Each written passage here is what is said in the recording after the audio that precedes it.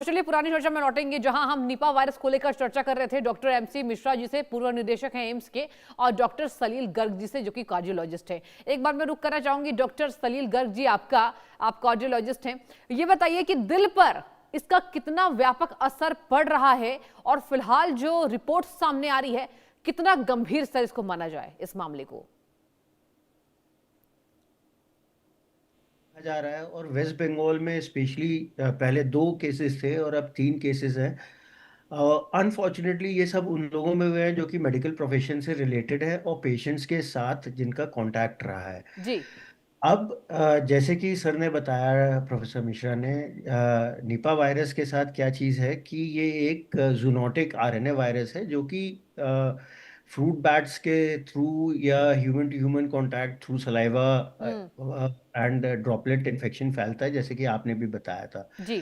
परेशानी ये है कि ये 3 एस्पेक्ट्स को मेनली अफेक्ट करता है। One is the lungs, one is the neurological system जहाँ पे एंसेफेलाइटिस हो सकती है, और तीसरा है हार्ट को, वह इट इज मायोकार्डाइटिस। हम्म। और हमारे पास कोई ऐसा इलाज नहीं है जिससे हम लोग इसको ट्रीट कर सके। और हम्म। इलाज जो होता है वो जनरली सिर्फ सपोर्टिव होता है। जी। आप पेशेंट वेंटिलेटर पे चला जाता है और बैरियर नर्सिंग के दौरान हम लोग इस चीज़ को सपोर्ट करते हैं।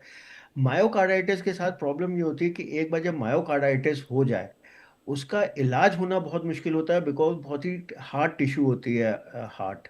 हम्म। और यदि मायोकार्डाइटिस हो गया तो उसके बाद it takes a long time. We really do not have any known treatments for myocarditis. Hmm. हालांकि हम लोग कोशिश करते हैं कई बार स्टीरॉइड्स और एंटी इन्फ्लेमेटरी एजेंट्स देके उसको ट्रीट करने का। जी। अच्छा, इसके इफेक्ट होते हैं कि धीरे धीरे हार्ट भी वीक हो जाता है, हार्ट फेलियर हो जाता है, पंप के फेलियर्स हो जाते हैं, एरिथमियाज हो जाते हैं। और इन सब चीज़ों को इकट्ठे मैनेज करना बहुत मुश्किल होता है। हम्म। निपा वायरस के साथ एक अनफॉर्चुनेट एस्पेक्ट ये है कि इसकी mortality is close to 40 to 70%। Hmm. Unless we have prolonged supportive care and we are not and we are able to, and the body is able to fight back, we are not able to bring out most of the patients. Hmm. We have been lucky in a few cases, and इसीलिए जो हमारे लिए सबसे important चीज़ ये है that in this particular disease, as usual, as we say for a very long time, prevention is better than cure. तो जैसे ही ठीक है। इसके हम्म। बारे में पता लगा और जो क्वारंटाइन किया है, बंगाल सरकार ने बहुत अच्छी पॉलिसीज करी हैं कि in case you come in contact तो आपको 20 से 24 दिन के लिए क्वारंटाइन होना चाहिए, और हम्म। अगर आप कांटेक्ट में आए हो विद एनी फ्लूइड्स और समथिंग तो दूर रहना चाहिए। ठीक है, एक बार मैं रुक करूंगी डॉक्टर एमसी मिश्रा जी का। सर आपसे ये जानना चाहूंगी सर कि निपा वायरस की रिपोर्ट आने में कितना समय लगता है, और जितने वक्त इस पे लगते हैं रिपोर्ट्स आने में, तब तक मरीज क्या करे और क्या ना करे, कितनी सावधानियां बरते। तो थोड़ा समय तो लग जाता है क्योंकि सैंपल कलेक्ट करके भेजना सेफली उसको अब किस लैब में भेजा है। National institute of virology Pune में हमारा वायरस का अच्छा जी। लैब है वहाँ पे, और ये इसमें BSL 3 लैब में इसकी मेरे ख्याल से टेस्टिंग होती है, हम्म। क्योंकि इन्फेक्टिव वायरस है, बहुत पैथोजेनिक है, और सारे प्रिकॉशन लेके ही उसको कल्चर किया जा सकता है। अब पता नहीं है कि ये कलकत्ते में कोई लैब है उसमें इनको कंफर्म हुआ है निपा वायरस, या पुणे की लैब से कंफर्म हुआ है। ये अभी क्लियर नहीं है कहीं पे।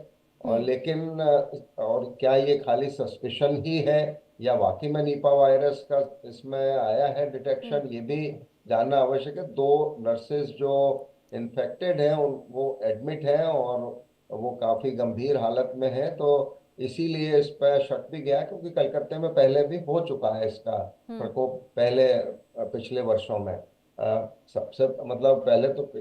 2021 में तो केरला में हुआ था, हम्म। बांग्लादेश में भी हुआ है, और होने को कहीं भी हो सकता है जहां पे भी लोग जानवर के साथ, जैसे पिग्स हैं या बैट हैं, और ह्यूमन टू ह्यूमन उसके बाद होता है, पहले तो जानवर से ही आता है, उसके बाद फिर ये ह्यूमन टू ह्यूमन फैलता है। और चूंकि इसकी मृत्यु दर बहुत ज्यादा है, हम्म। इसीलिए इसको बहुत और अभी तक कोई वैक्सीन नहीं है, जैसे डॉक्टर सलील ने कहा।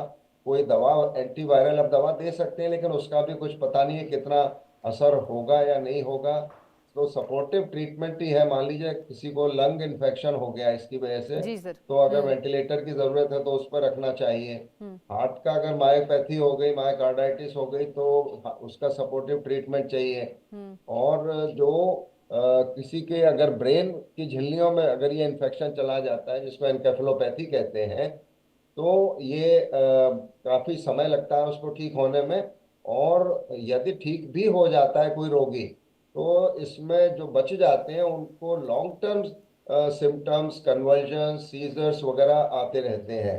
तो इसका बचाव ही, जैसे डॉक्टर साहब ने भी कहा, और कि इसका बचाव एक सबसे महत्वपूर्ण एस्पेक्ट है इसमें। अगर जब भी कोई इसके संपर्क में आए, अगर चाहे हेल्थ केयर वर्कर हो चाहे फैमिली मेंबर्स हो, और उनको क्वारंटीन करना, इसीलिए जो वहाँ पे ये निर्देश, दिशा निर्देश दिए गए हैं कि क्वारंटीन किया जाए उनको 21 दिन के लिए, क्योंकि इसका जो इंक्यूबेशन पीरियड है, संक्रमण शरीर में लगा और उसमें डिजीज कब पैदा हुई, वो 4 से 14 दिन का समय लगता है उसमें। कई बार जी। माइल्ड इन्फेक्शन होगा, थोड़ा समय ज्यादा लग जाता है।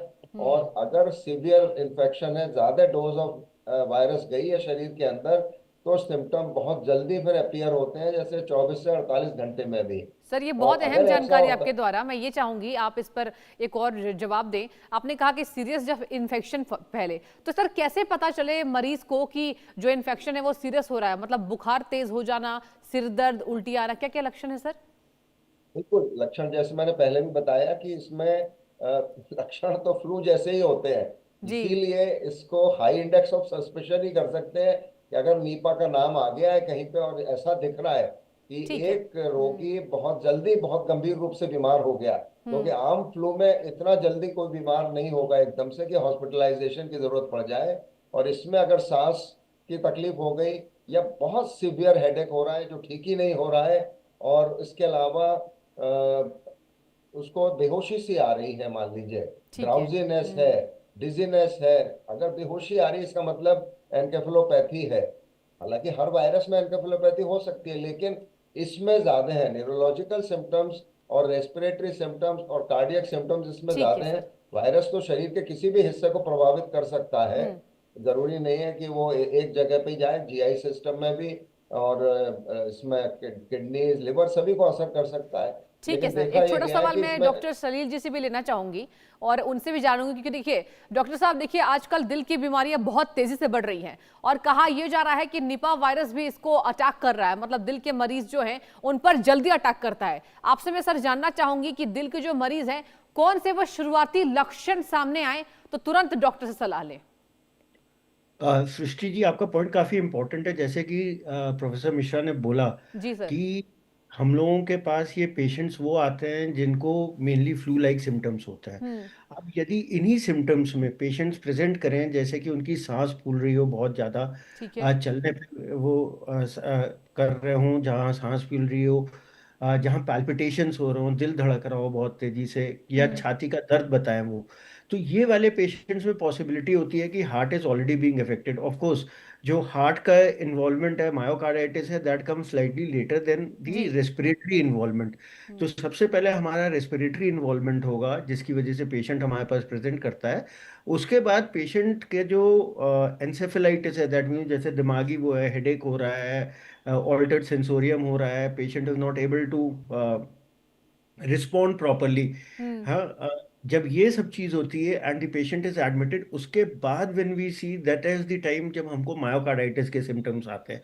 मायोकार्डाइटिस में नॉर्मली क्या होता है, एक तो पंप फेलियर होता है, दैट मीन्स कि heart is not able to pump, which is one of the reasons for heart failure.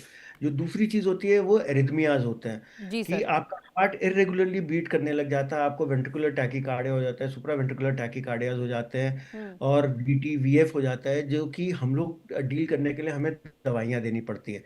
और ठीक जो है। वर्स्ट चीज़ होती है कि जैसे जैसे ये होता है और साथ में हार्ट फेलियर चलता चला जाता है, तो पेशेंट बिकम्स पूरा जो सिस्टमेटिक ठीक कॉम्प्रोमाइज है। होता है, पूरा हो जाता है। एक तरफ से लंग्स ठीक है हो गए, सर, एक कम तरफ से समय की कमी है, आप न्यूरोलॉजी दोनों हो का गए। बहुत बहुत धन्यवाद तमाम जानकारी साझा करने के लिए। और देखिए दर्शक इससे जरूर अपने आप को बचाते नजर आएंगे। और वक्त एक छोटे से ब्रेक का, आप देखते रहिए इंडिया न्यूज लगातार।